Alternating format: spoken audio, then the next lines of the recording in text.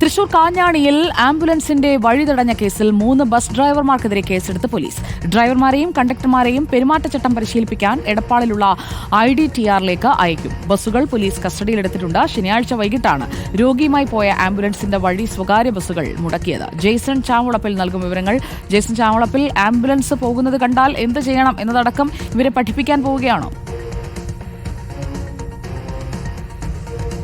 തീർച്ചയായും സുജിയ, ഒരു മര്യാദയും ഇല്ലാതെ അപകടകരമായ രീതിയിൽ വാഹനം ഓടിക്കുക മാത്രമല്ല ചെയ്തത്, രോഗിയുമായി വരുന്ന ആംബുലൻസ് തടയുന്ന സ്ഥിതിയിലേക്ക് കൂടി സ്വകാര്യ ബസ് സർവീസ് നടത്തുന്ന ഡ്രൈവറും കണ്ടക്ടറും ഉൾപ്പെടെയോർ നടത്തിയെന്നതാണ് പ്രധാനമായും കണ്ടെത്തിയിരിക്കുന്ന കുറ്റം. ഇത് സംബന്ധിച്ച ദൃശ്യങ്ങൾ ആംബുലൻസ് ഡ്രൈവർ തന്നെ പകർത്തിയിരുന്നു. ഇതിന്റെ പശ്ചാത്തലത്തിലാണ് ഇപ്പോൾ പോലീസ് കേസെടുത്തിരിക്കുന്നത്. ഈ 3 സ്വകാര്യ ബസ്സുകളും പോലീസ് കസ്റ്റഡിയിലെടുത്തിട്ടുണ്ട്. ഡ്രൈവർ, കണ്ടക്ടർ എന്നിവർക്കെതിരെ കേസെടുത്തിട്ടുണ്ട്. അതോടൊപ്പം തന്നെ കൂടുതൽ നടപടികൾക്ക് തൃപ്രയാറിലെ വെഹിക്കിൾ ഡിപ്പാർട്ട്മെന്റ് വകുപ്പിലെ ഉദ്യോഗസ്ഥർ ഇപ്പോൾ ശുപാർശ ചെയ്തിട്ടുണ്ട്. മാത്രമല്ല, എടപ്പാളിലുള്ള KSRTCയുടെ പരിശീലന സംവിധാനത്തിലേക്ക് 3 ബസ്സുകളുടെയും കണ്ടക്ടറെയും ഡ്രൈവറെയും അയക്കാനും തീരുമാനമായിട്ടുണ്ട്.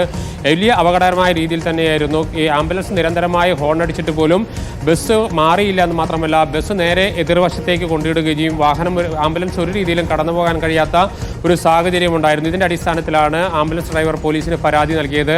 2 ദിവസങ്ങൾക്ക് ശേഷമാണെങ്കിൽ പോലും നടപടിയിലേക്ക് പോലീസ് കടന്നിരിക്കുന്നു. സുജിയ, ജെയ്സൺ ചാമുളപ്പിലാണ് വിവരങ്ങൾ നൽകിയത്. 3 ബസ് ഡ്രൈവർമാർക്കെതിരെയാണ് പോലീസ് കേസെടുത്തത്.